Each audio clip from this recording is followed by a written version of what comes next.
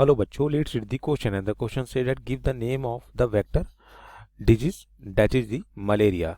सो यहाँ पर vector disease malaria जो है, इसका वेक्टर डिजीज को हमको बताना है।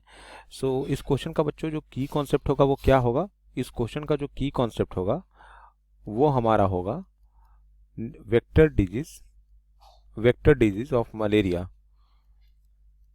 Vector disease of malaria.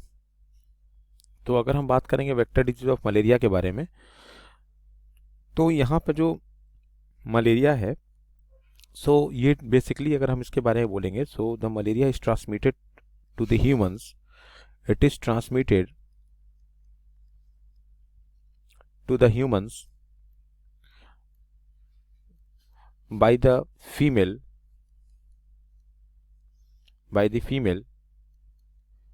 anopheles, that is the female mosquito, and that belongs to genus Anopheles.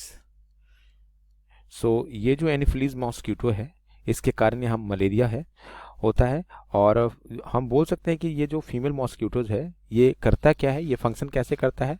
So they take the blood, they take the blood mills for the egg production। Egg के production के लिए ये blood को क्या करती है, feed करती है।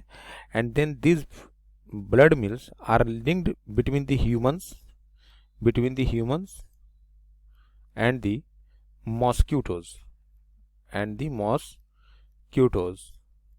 सो the correct answer to the question, that is the name of the vector is Anopheles mosquitoes. So this is the final answer to the question. Hope you understood it well. Best of luck.